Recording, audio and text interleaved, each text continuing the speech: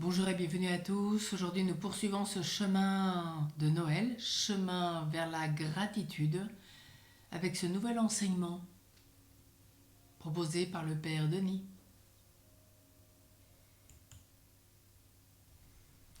À partir de la proposition du Père Dalle, prêtre du diocèse de Fréjus-Toulon, qui a proposé un parcours intitulé « Le miracle de la gratitude ». Et aujourd'hui, voici que nous voulons nous arrêter sur la puissance de la gratitude. Pourquoi la gratitude? Parce que ça ne nous procure que des bienfaits sur notre corps, sur notre psychisme, sur nos relations les uns aux autres et sur notre relation à Dieu. Et même l'Eucharistie est une action de grâce. Et l'une des formules d'introduction à l'Eucharistie, c'est la grâce de Jésus le Christ.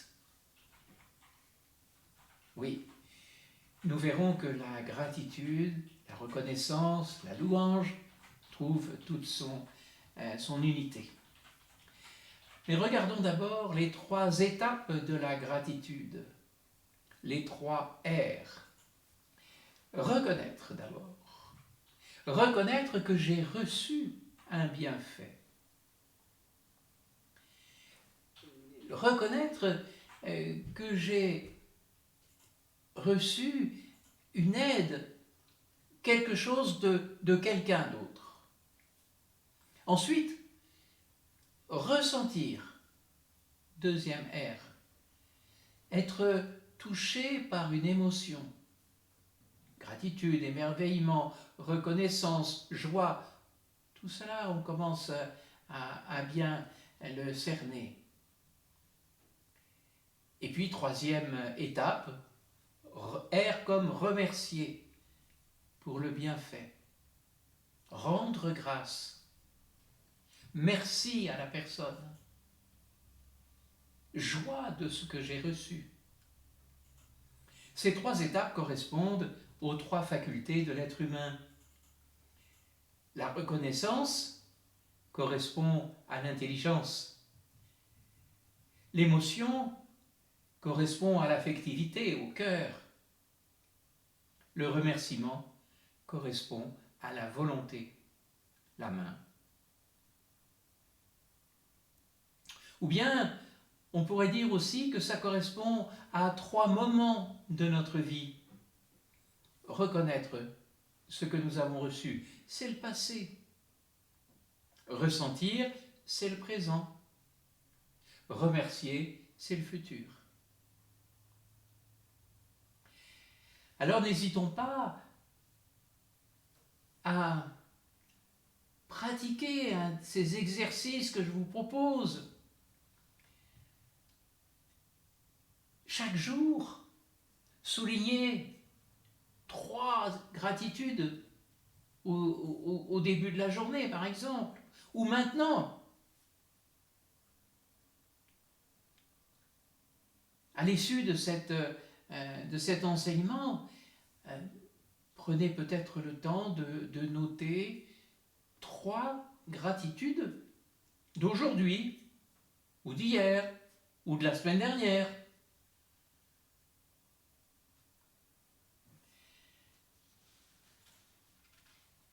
On verra dans un enseignement ultérieur qu'il y a 4 niveaux de la vertu de gratitude. Le niveau le plus bas, c'est l'ingratitude, puis quelques moments de gratitude, puis on travaille, on fait effort pour grandir dans la gratitude, et le 4e niveau sera lorsque la gratitude est installée. Mais arrêtons-nous plutôt sur les 4 attitudes puissantes qui peuvent nous aider dans les contrariétés, parce que c'est là où ça se joue. Changer de vocabulaire. passer d'un vocabulaire, j'allais dire négatif, c'est toujours la même chose, c'est jamais de chance, etc., à un vocabulaire positif. Relativiser les petites contrariétés. En général,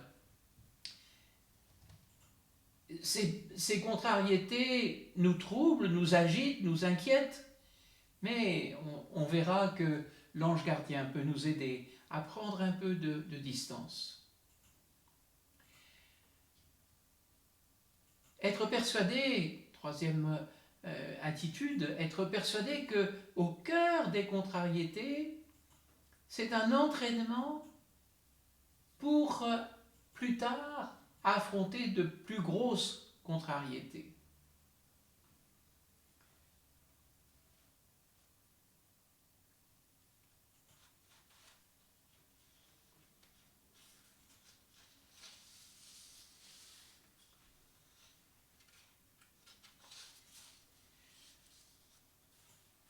Quels sont les signes de reconnaissance ?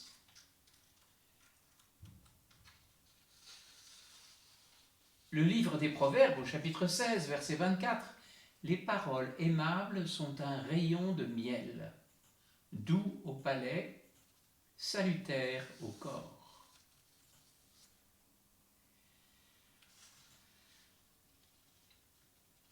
Qu'est-ce qu'un signe de reconnaissance pour exprimer sa gratitude? Un signe de reconnaissance est cette unité échangée entre deux personnes. Ça peut passer par la parole ou bien par un geste, un regard, une caresse, un sourire. Ils peuvent être positifs ou négatifs. Positif si c'est de l'ordre du compliment, de l'éloge, des félicitations, de l'évaluation positive, ou négatif si c'est un jugement, une condamnation, un ressentiment.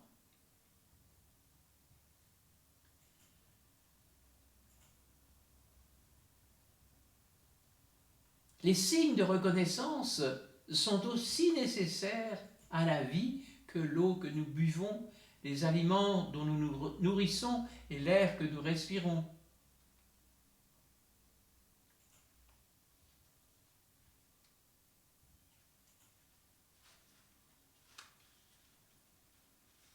Des paroles valorisantes, des signes de reconnaissance sont très importants.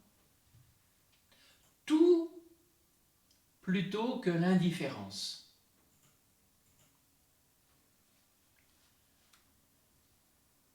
Est-ce que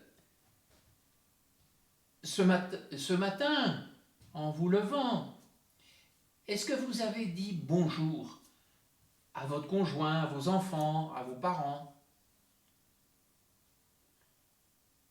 Quand vous entrez dans un magasin, est-ce que vous dites bonjour?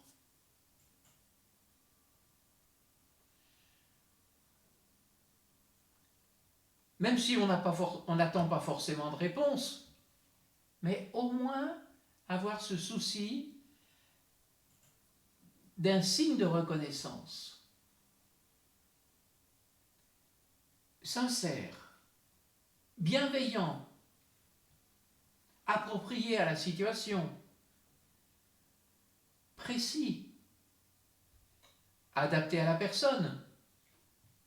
Et si vous connaissez le prénom de la personne, dites oui, bonjour Simone ou bonjour Jacques.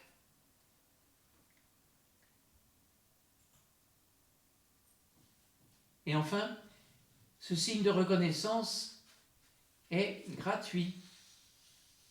Je le répète, tout sauf l'indifférence.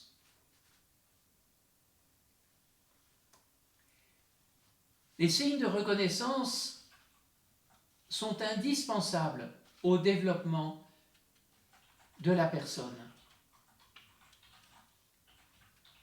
Et nous voyons même dans les textes bibliques que nous redécouvrons, que nous reméditons en ce temps de l'Avent, lorsque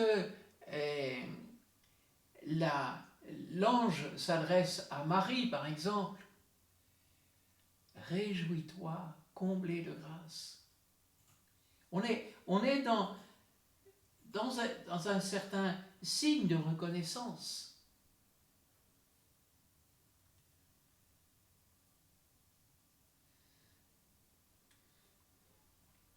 Les signes de reconnaissance négatifs, critiques, reproches, dévalorisation, sont toujours à proscrire. Vous savez, les petites phrases du genre « bah toi, je ne peux pas te voir. Tu es la brebis galeuse de l'équipe. Tu ne changeras donc jamais.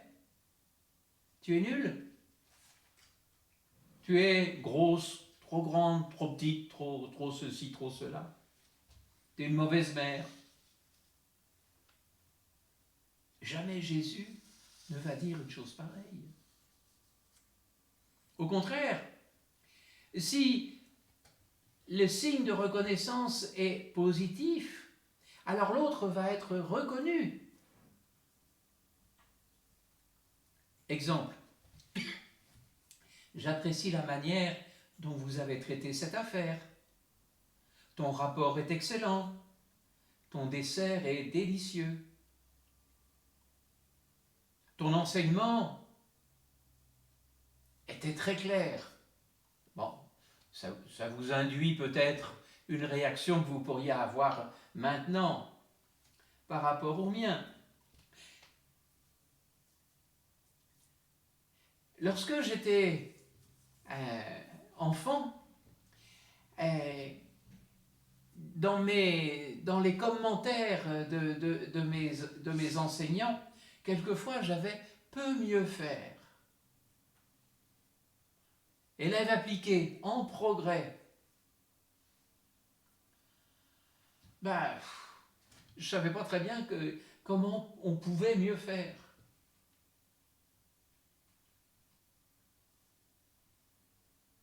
Attention aux signes de reconnaissance que nous avons.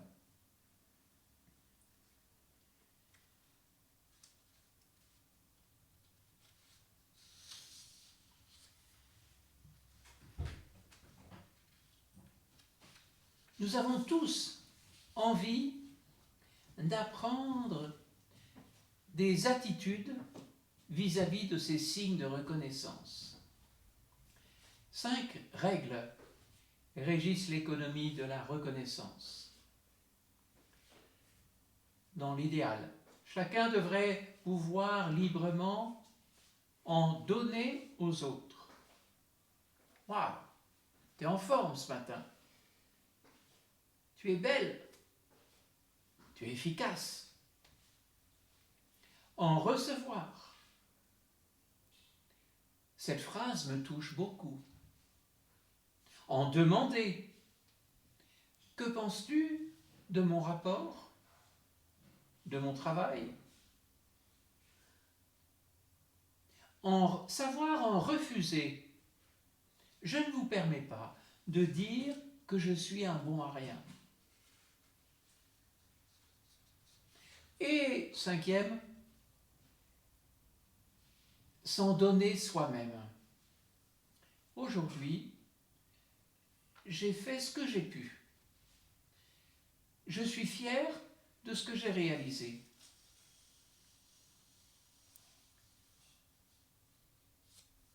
C'est important de savoir donner et accepter les signes de reconnaissance.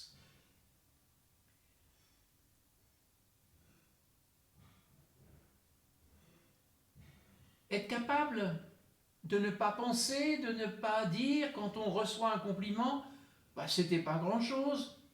En fait, c'est pas terrible ce que j'ai fait. Telle ou telle personne a fait beaucoup mieux que moi.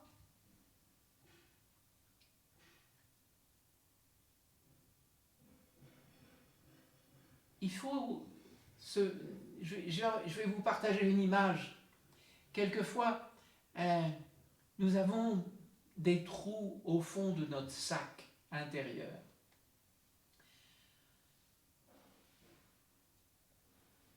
Il faudra savoir petit à petit mettre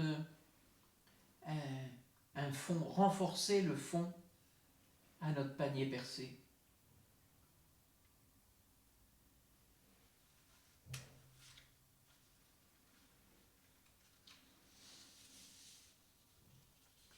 Je voudrais vous partager les conclusions d'une étude américaine réalisée sur un échantillon de 130 couples sur une durée de 6 ans par John et Julie Gottman, un couple de psychologues qui a décidé de réaliser une étude approfondie en suivant des mariés dans leur quotidien afin de comprendre les raisons principales du succès ou de l'échec de leur mariage.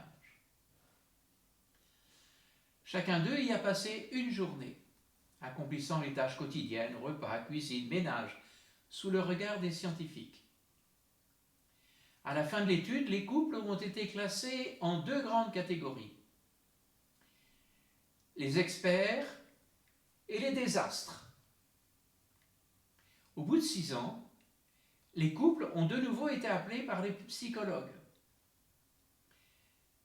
Tous les experts étaient encore ensemble, heureux et épanouis, tandis que tous les désastres n'étaient plus mariés ou étaient malheureux dans leur vie de couple. En observant ces couples, ces scientifiques en sont arrivés à la conclusion que la bienveillance et la gentillesse étaient la clé de la longévité du mariage.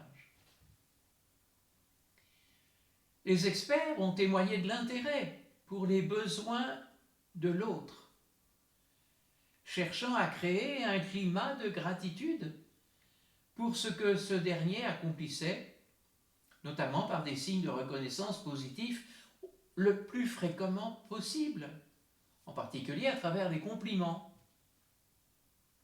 Quant au couple désastre, au contraire, ils avaient créé un climat d'insatisfaction, cherchant toujours les erreurs chez l'autre, tout ce qu'il n'avait pas fait, allant jusqu'à oublier les qualités de l'autre.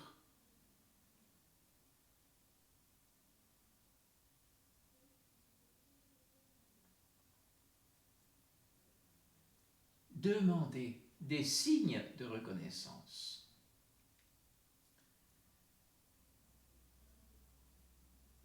Qu'as-tu pensé de tel événement? J'ai besoin de ton avis. Ton opinion est importante pour moi. Autrement dit, tu es important pour moi. Ton avis est important pour moi. Notre échange précédent a été important pour moi.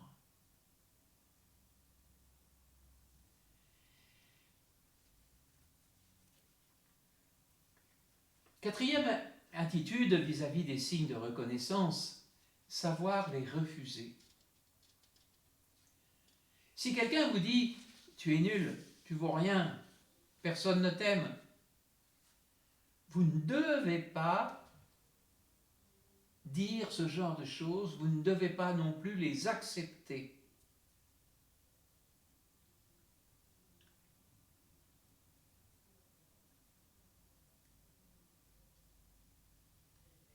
Enfin, nous avons le quatrième signe, c'est se donner à soi-même des signes de reconnaissance. Je le répète et je le répéterai souvent, chacun de nous est une merveille. Chacun de nous a une valeur infinie aux yeux de Dieu.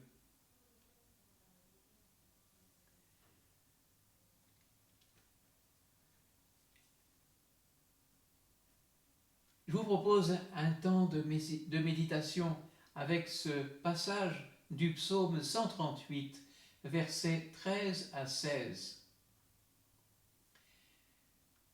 C'est toi qui as créé mes reins, qui m'as tissé dans le sein de ma mère. je reconnais devant toi le prodige, l'être étonnant que je suis. Étonnantes sont tes œuvres, toute mon âme le sait. Mes os n'étaient pas cachés pour toi quand je t'ai façonné dans le secret, modelé aux entrailles de la terre. J'étais encore inachevé, tu me voyais. Sur ton livre, tous mes jours étaient inscrits, recensés avant qu'un seul ne soit.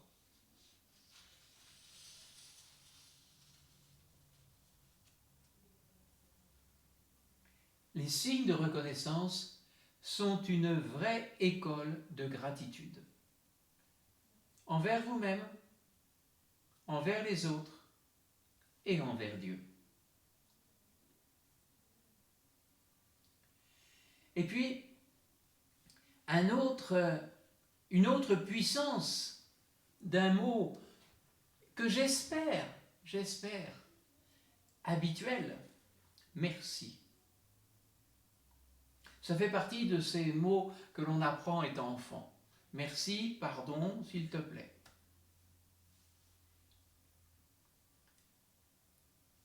Parfois, nous remercions presque sans y penser pour une porte tenue, un service rendu. Et nous avons tous entendu dans notre éducation, dis merci. Oui, ce petit mot merci a le pouvoir de changer notre vie. Mais pour qu'il porte du fruit, il faut dépasser l'automatisme.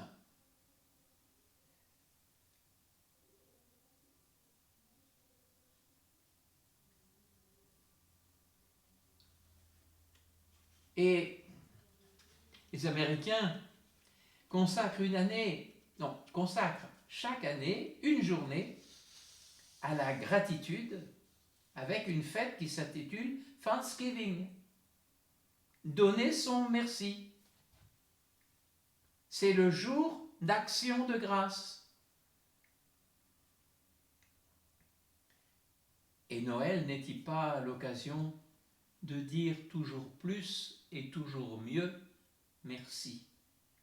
Merci de nous retrouver ensemble, peut-être en famille, entre amis. Merci pour ce que chacun est. Merci pour la présence de certains qui parfois vont faire une longue route pour se retrouver. Et merci pour les cadeaux. Oui, dire merci, ça renforce les liens.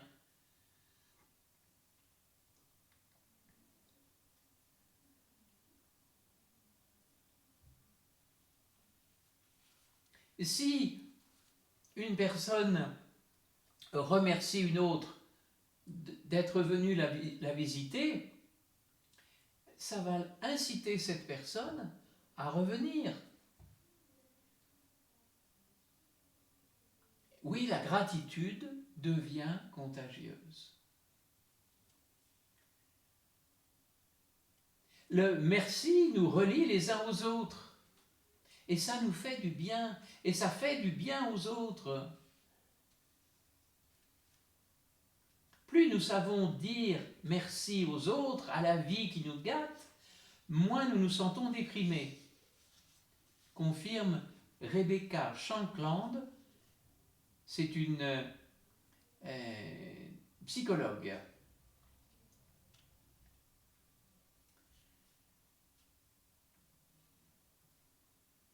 Les observations par imagerie cérébrale de la fréquence cardiaque, de la tension et de la sudation ont montré une réduction des manifestations liées au stress et du taux de cortisol notamment, sous l'effet d'émotions positives comme celles que génère le sentiment de reconnaissance, rapporte Rebecca Shankland.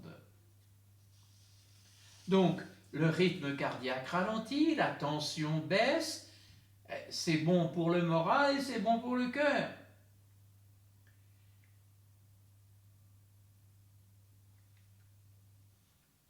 nous n'avons jamais fini d'apprendre à dire merci, même si ça commence avec effectivement les enfants ou les petits-enfants.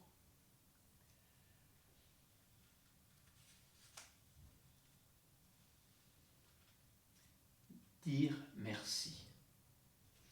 Alors, je vous propose de passer, comme exercice pratique, de passer du merci habituel, où on ne fait pas trop attention à ce que l'on dit, à un merci plus profond. Un merci aux autres, un merci à Dieu, un merci à nous-mêmes.